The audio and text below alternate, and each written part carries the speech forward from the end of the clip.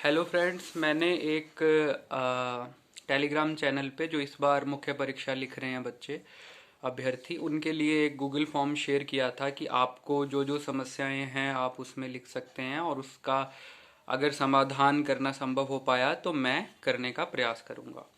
अभी जो उसमें बताई गई समस्याएं, तो उसमें ध्यान रखें कि जो एक इंडिविजुअल समस्या है उसका समाधान करना तो शायद संभव नहीं हो पाएगा, लेकिन ओवरऑल जो ब्रॉड इश्यूज हैं, जो सबके साथ समस्या है, उसके बारे में हम इस वीडियो में बात करेंगे। तो ये वीडियो मुख्य रूप से जो है वो आंसर राइटिंग से रिलेटेड जो डाउट्स आपने पूछे हैं उससे संबंधित है।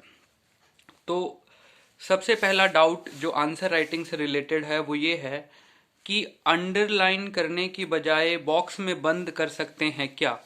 तो मैं आपको ये सलाह दूंगा कि आप बॉक्स में बंद करना और अंडरलाइन दोनों का उपयोग कर सकते हैं। अब इसमें यह है कि बॉक्स में बंद आप उस चीज को करिए जो ज्यादा इंपॉर्टेंट है और अंडरलाइन जो थोड़ा कम इंपॉर्टेंट है। उदाहरण के लिए, जब आप निबंध लिखते हैं या फिर आप पैराग्राफ लिखते हैं तो उसमें जो आपका स्टार्टिंग होता है, अगर कोई वो टॉपिक है जो जिसके संबंध में पूरा पैराग्राफ है, तो आप उसको बॉक्स में बंद कर सकते हैं और उस पैराग्राफ के अंदर आपने कुछ इंपॉर्टेंट की टर्म्स हैं तो उसको आप अंडरलाइन कर सकते हैं। उदाहरण के लिए, अगर कोई एक पैराग्राफ है, जैसे कि वही ऐसे वाला एग्जाम्पल लेते हैं, राजस्थान का गौरव है, उसमें कला और संस्कृति वाला एक आप पैराग्राफ लिखना चाह रहे हैं, तो कला और संस्कृति को आप बॉक्स में बंद कर सकते हैं और उसके अंदर जो आप एग्जाम्पल दे रहे हैं कि यहाँ पे मथेरन कला है या फिर यहाँ पे और विभिन्न प्रकार की जो जो कलाएं हैं उनको आप अंडरलाइन कर सकते हैं। तो एक तो ये तो सबसे बेहतरीन तरीका है लिखने का। अगर समय कम है तो आप केवल अंडरलाइन का उपयोग कर सकते हैं, और अगर आप बॉक्स में बंद करना चाहते हैं, केवल अंडरलाइन नहीं करना चाहते, तो आप वो भी कर सकते हैं। ठीक है, तो ये चीज़ है। फिर पेन से रिलेटेड डाउट था कि बटरफ्लो जो पेन है वो ट्रांसपेरेंट नहीं होता है, तो क्या इसका उपयोग कर सकते हैं। तो देखो, जो आरएएस मेंस के लिए जो इंस्ट्रक्शन आते हैं उसमें ट्रांसपेरेंट का जो था वो नहीं होता है, दूसरा पेन ले जा सकते हैं। 2021 वाले में तो ऐसा ही था, अब वाला इंस्ट्रक्शन आएगा तो आप देख लेना कि उसमें क्या इंस्ट्रक्शंस है। ठीक है।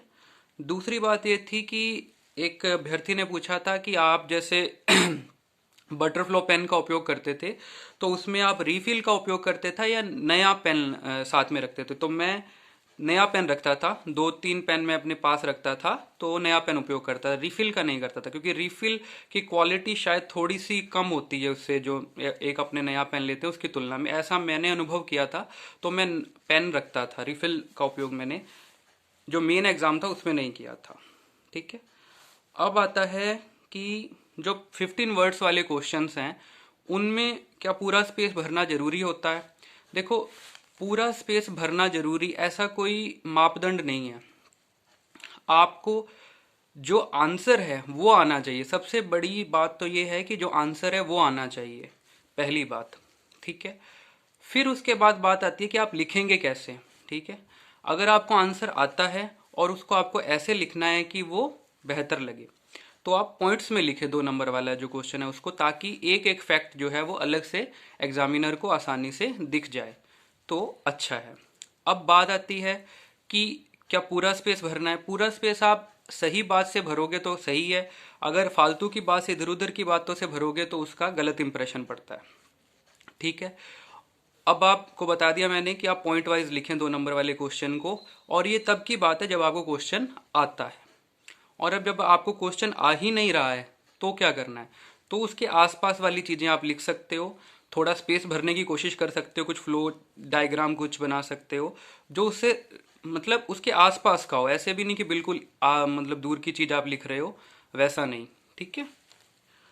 अब फिर आता है कि इसी प्रकार से जो 5 नंबर वाला क्वेश्चन है 50 वर्ड्स वाला, और 10 नंबर वाला क्वेश्चन है 100 वर्ड्स वाला, उसमें भी ये डाउट है कि हमको इंट्रो लिखें, जैसे इंट्रो में कोई डेफिनेशन, कोई अर्थ लिखें, या सीधा टू द पॉइंट आंसर लिखें।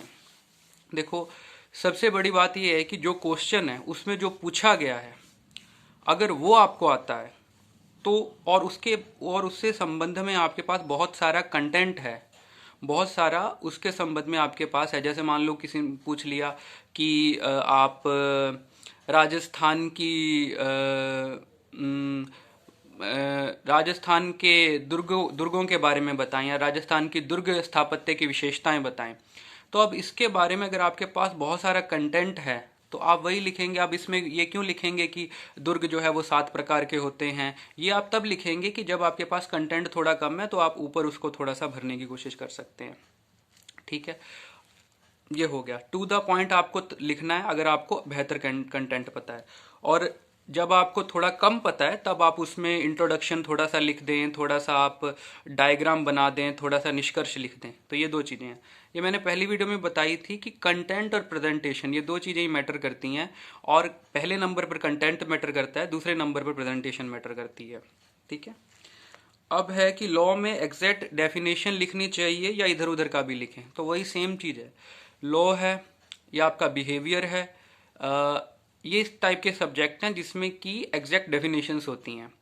आप एग्जैक्ट डेफिनेशन लिखेंगे, आपको अच्छे मार्क्स मिलेंगे। अब आपको ध्यान में नहीं आ रही है या याद करनी थोड़ी मुश्किल है और आपने उसका भावार्थ लिख दिया है, तो ठीक है, आपको एवरेज मार्क्स मिल सकते हैं।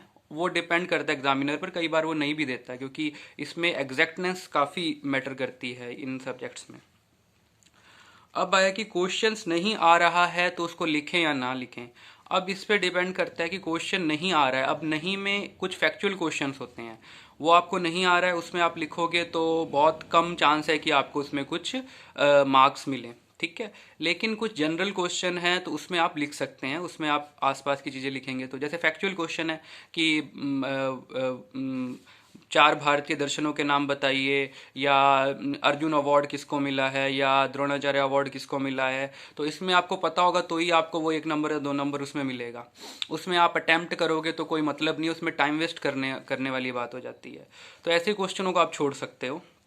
लेकिन जो क्वेश्चन ब्रॉड है, जिसमें कि आपको खुद से लिखना है, अपनी विचार क्षमता का उपयोग करना है, उसको आप जरूर लिखें, भले आपको उसका एग्जैक्ट आंसर ना आता हो। अब एक है कि 10-15 मिनट ज़्यादा लग जाते हैं आंसर लिखने में। तो अगर कम समय में लिखते हैं तो गुणवत्ता के साथ समझौता हो जाता है, या हैंडराइटिंग लास्ट में ख़राब हो जाती है। अभी आपको देखना है कि आपको मैनेज करना है टाइम इस हिसाब से। ये बात सही है कि लास्ट में हैंडराइटिंग ख़राब हो जाती है, मेरी भी जब मैं लास्ट आंसर कई बार लिखता हूँ तो एक आधे क्वेश्चन में। लेकिन आपको ध्यान ये रखना है कि लास्ट में आपको वो क्वेश्चन लिखना है जिसके बारे में आपको सबसे कम नॉलेज है। उन क्वेश्चन को आपको लास्ट में लिखना है। जो क्वेश्चन आपको आ रहे हैं उनको पहले अटेम्प्ट करना है, जो आपको अच्छे से पता है। तो ऐसा होगा कि अगर लास्ट में आपके पास 10 मिनट रह जाएंगे और 3-4 क्वेश्चन आपके पड़े हैं, तो वो ऐसे क्वेश्चन पड़े होने चाहिए जिनके बारे में आपको काफ़ी कुछ पता नहीं है। तो उसमें आप जल्दबाजी में कुछ लिख देंगे तो ठीक है, जहाँ पे आपको 4-5 मार्क्स मिलने वाले थे उसमें आपको मिल जाएंगे, ठीक ठाक एवरेज मार्क्स मिल जाएंगे अगर थोड़ा आप लिख देंगे तो ये बात आपको ध्यान रखनी है। तो ये आपको थोड़ा, ये प्रैक्टिस के साथ आता है। जैसे जैसे आप टेस्ट पेपर लिखते हैं ना, तो आप अपनी रणनीति बनाते हैं, बदलते हैं कि अच्छा मैंने पहले ऐसे लिखा था तो मेरा इतने टाइम में पूरा हो गया था, अच्छा अब मैं ऐसे कर सकता हूँ। ये इंडिविजुअल मैटर करता है, इसके लिए कोई फिक्स्ड रूल नहीं है कि मैं बता दूं कि ऐसा कर सकते हैं, तो ऐसा नहीं है। पेन का उपयोग कौन सा करना है, तो ब्लू पेन का उपयोग मैंने किया था, और शायद इंस्ट्रक्शन में लिखा होता है कि ब्लू पेन का ही उपयोग करना चाहिए। ठीक है, फिर बात आ जाती है कि आंसर की स्ट्रक्चरिंग के बारे में हमने बता ही दिया कि एक तो आपको फैक्ट्स का ध्यान रखना है, सबसे ज़्यादा लिखने हैं। इंट्रोडक्शन आप लिख सकते हो। कंटेंट आपको आता है उससे संबंधित, तो सबसे पहले कंटेंट लिखना है उससे संबंधित में। 10 नंबर वाले क्वेश्चन में आपको इंट्रोडक्शन लिखना है, 10 नंबर वाले में इंट्रोडक्शन जरूर लिखना है और कंक्लूजन भी जरूर लिखना है। 5 नंबर वाले में आप कंक्लूजन लिख सकते हो, मैंने लिखे थे कुछ क्वेश्चन में, तो वो आप देख सकते हो। ठीक है, फिर है क्या पेपर समय पे पूरा हो गया था आपका, तो मेरे जो पेपर्स थे वो समय पे पूरे हो गए थे, पहले तीनों पेपर। 4th पेपर में मुझे थोड़ा लास्ट में थोड़ी हड़बड़ाहट हुई थी, लेकिन बाकी तीनों पेपर पूरे हो गए थे। ये है कि लास्ट टाइम पे भी मैं सोचता रहता था कि किसी क्वेश्चन में कुछ ऐड कर सकते हैं क्या। ठीक है, तो ये चीज़ है। और कंसंट्रेशन टाइम मैनेजमेंट की बात है तो वो भी है, उसके बारे में भी एक अलग वीडियो हम बना देंगे। फिर सब्जेक्ट रिलेटेड डाउट्स थे कईयों के कि बहुत सारे सब्जेक्ट्स छूट रहे हैं, रिवीजन नहीं हो पा रही है, उसके बारे में भी देखेंगे कि क्या कुछ किया जा सकता है। तो ये ओवरऑल कुछ डाउट्स थे, बाकी भी कुछ डाउट्स हैं, उनके बारे में भी एक अलग वीडियो में बनाने की कोशिश करूँगा। Thank you.